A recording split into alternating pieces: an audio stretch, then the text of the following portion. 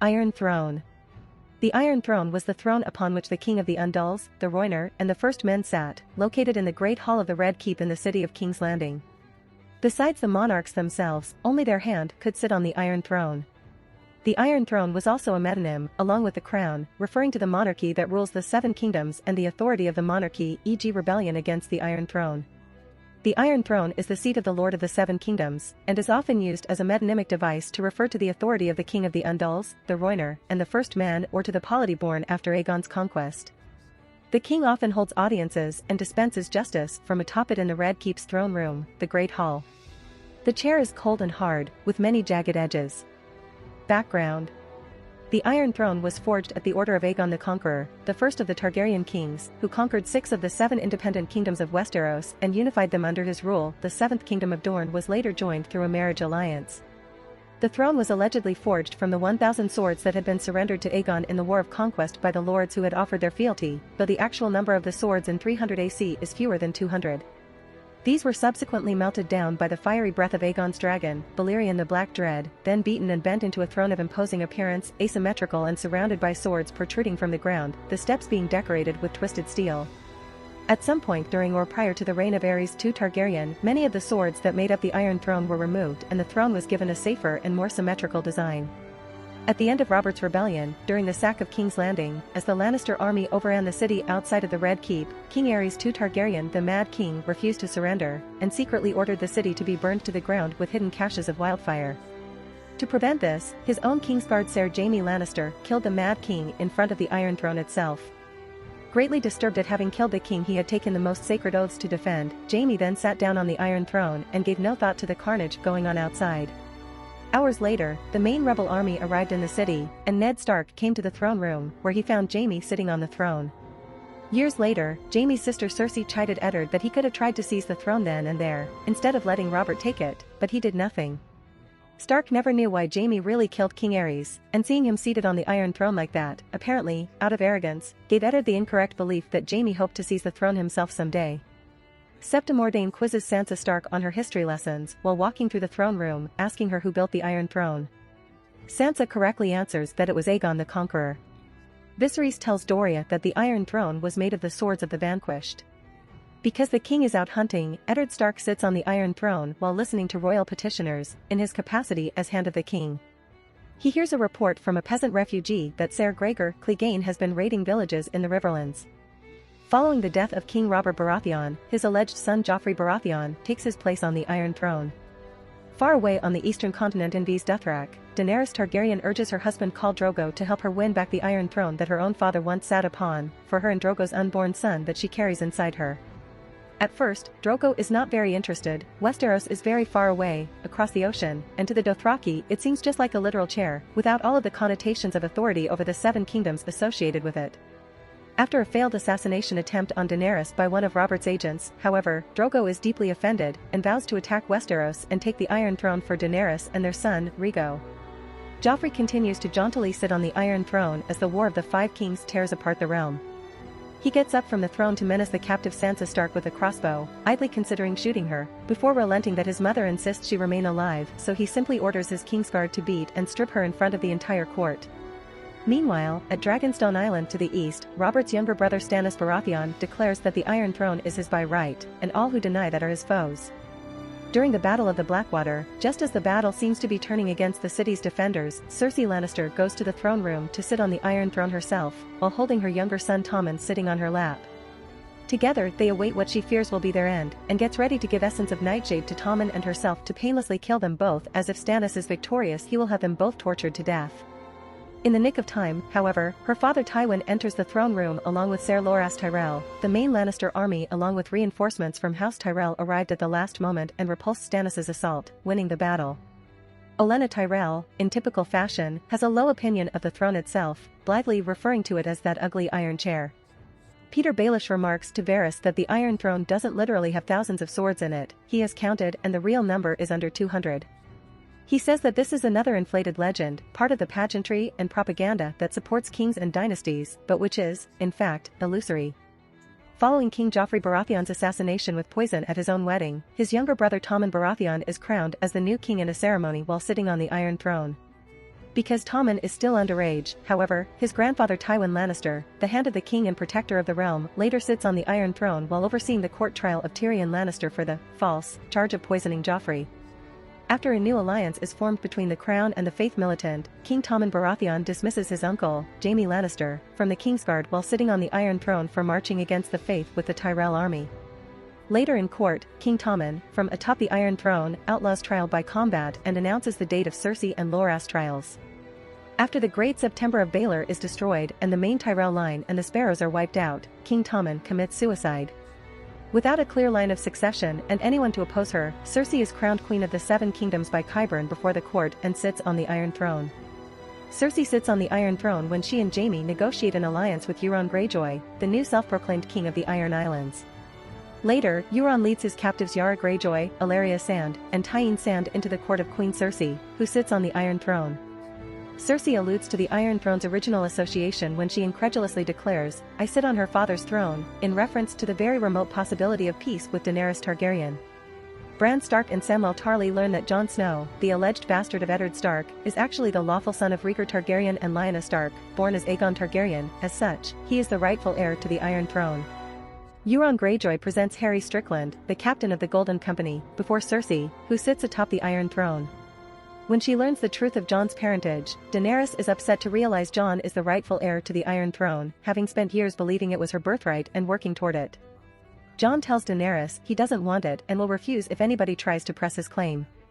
After setting fire to most of King's Landing and its people, Daenerys enters the throne room and touches the Iron Throne, after years of seeking to claim it. Jon tries to urge her off her path of destruction. Daenerys is resolved, sincerely believing she is justified in her actions and is certain this is the way they build a better world, by destroying the old one and those loyal to it. Jon pleads with her to be merciful to the people, but Daenerys is committed to her way of achieving her vision of a better world. To save Westeros and its people, Jon assassinates Daenerys and weeps as he holds her body in his arms. Following this, Drogon arrives and directs his flames not at Jon, but the throne, and melts it down. He bellows in grief as he flies away with Daenerys' body. All that remains of the Iron Throne is a mound of melted debris. Behind the scenes, George R.R. Martin expressed in his blog that the appearance of the Iron Throne in Game of Thrones isn't what the Iron Throne looks like in the world of the A Song of Ice and Fire novels. In the TV series, the Iron Throne is the size of a very large chair, is reasonably symmetrical, and Littlefinger remarks in Season 3's The Climb that it doesn't literally contain thousands of swords. He has counted and there are under 200. Martin explained that the physical proportions of the Iron Throne in the books, as well as the throne room it is set in, are simply unfilmable due to their massive size. The throne room in the books is the size of St. Peter's Basilica at the Vatican, and the Iron Throne itself towers over 40 feet in height. The book version of the Iron Throne actually does contain 1,000 swords, taken from Aegon the Conqueror's fallen enemies, and the visual symbol of subsequent Targaryen kings who sat atop that many swords of vanquished foes was a truly awesome sight to behold. Even the actual seat where the king sits is located over 20 feet off of the ground, and needs to be reached by an entire flight of stairs.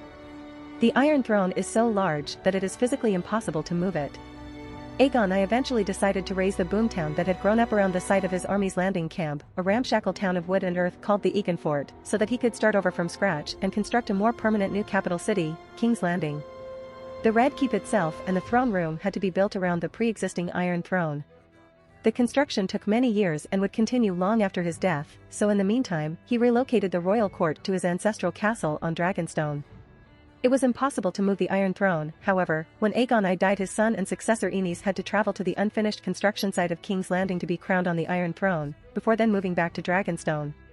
This is also why no one ever tried to steal the Iron Throne and take it elsewhere during civil wars, i.e. when one side or the other seized the capital during the Dance of the Dragons, or during Robert's Rebellion. No attempt was made by the defenders to sneak the throne out of the capital along with other royal emblems such as the king's crown.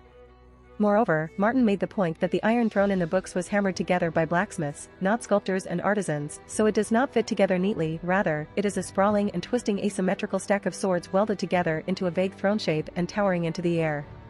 Aegon the Conqueror did build the Iron Throne in that he commissioned it, and more specifically in that he used the fire of his dragon Balerion to melt down the swords and make them malleable, after which the blacksmiths would take them and add them to the growing construct. Martin was nonetheless entirely sympathetic to the practical necessities faced by the TV production team. The throne room as he envisioned it may be the size of St. Peter's Basilica, but the TV series already films in the largest studio set in all of Europe, the Paint Hall in Belfast. He acknowledged that the book version of the Iron Throne is so massive it would have difficulty fitting in any set, and even if it did, it might visually detract from the drama for the king to be holding conversations with people on the ground a full 40 feet away from him. Martin also stated that he actually very much enjoys the design used for the Iron Throne in the TV series. It simply would have been physically impossible to replicate the towering edifice he described in the books. In 2013, Martin pointed out a painting by Mark Simonetti, See It Right, as coming closer than any previous artwork to what the Iron Throne and the throne room look like as Martin envisions them in the books. In 2014, a small replica of the TV series' Iron Throne was given to Elizabeth II, Queen of the United Kingdom, on a visit to Paint Hall. The Queen declined an invitation to sit upon the actual Iron Throne prop, although she was photographed inspecting it and other props from the series. As David Benioff later explained, she did not sit on the Iron Throne prop because apparently the Queen of England is not allowed to sit on a foreign throne. This is an esoteric rule we didn't know about until that moment. D.B. Weiss agreed that this seemed odd because the prop is a fictional throne for a fictional kingdom. A Season 4 blooper reel revealed that during the trial scene in The Laws of Gods and Men, Charles Dance, Tywin, gripped the pommel of one of the swords making up the Iron Throne so hard, because Tywin is angry, that it accidentally snapped off. He then looked down at it in his grip and swore, embarrassed that he had just broken the Iron Throne prop. For House of the Dragon, the throne was redesigned to have a more menacing appearance and to be more true to George R.R. Martin's original vision. Designed by Jim Clay, the new throne stands 2 feet taller than the one in Game of Thrones and is surrounded by approximately 2,000 swords, variously bent, melted, and protruding. Customs. In the king's absence, only his hand may sit on the throne. Such privilege does not extend to royal regents. However, 3 exceptions exist: Queen Rhaenys Targaryen and Queen Visenya Targaryen, who were King Aegon I Targaryen's partners in power, and Queen Rhaenyra Targaryen, who sat the throne when she took King's Landing during the Dance of the Dragons. Appearance. The Iron Throne is an asymmetric monstrosity of spikes and jagged edges and twisted metal. The throne was constructed by Aegon I Targaryen from the melted, twisted, beaten, and broken blades surrendered by his enemies or wrenched from the hands of the dying. According to the songs, it took 1,000 blades to make. George R.R. Martin has described the Iron Throne as massive, ugly, and asymmetric. The throne is a symbol of conquest. The Iron Throne is located on a high platform in the throne room within the Red Keep. It can be reached by climbing steep iron steps in the Great Hall, and the small council has a table at the base of the throne. Because of the faint steel behind, it is impossible to lean back on the iron seat of the Iron Throne. Aegon I intended for it to be uncomfortable, believing that a king should never sit easy. The points of the twisted blades fan out like talons from arms of the throne. Even after 300 years, some of the blades are still sharp enough to cut. The Iron Throne is known for being dangerous to its occupants. King Viserys I Targaryen cut his left hand to the bone after stumbling, and Maester Gerardis had to remove 2 fingers to save his life. According to Septon Eustace, an armor-clad Queen Rhaenyra Targaryen was seen with cuts on her legs and left hand after sitting the throne for the first time, which led some to believe she had been rejected by it. King Aerys II Targaryen was cut so many times that he became known as King Scab. According to the stories, the Iron Throne is capable of killing a person, and has done so before.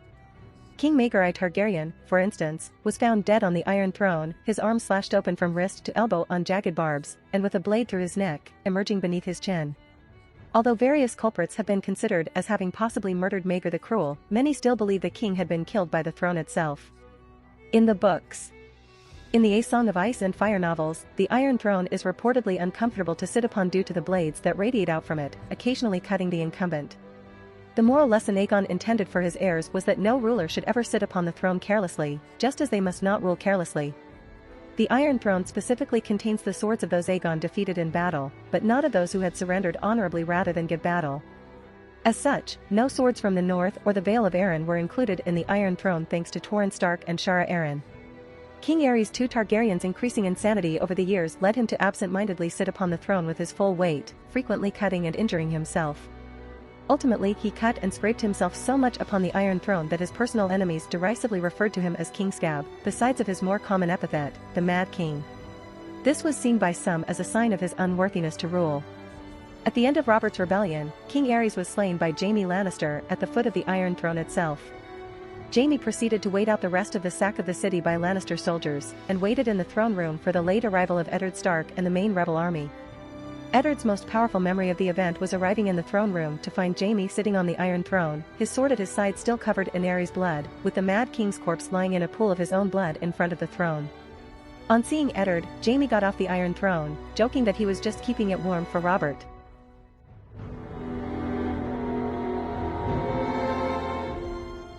If you like this content, don't forget to like and subscribe. See you later, bye bye.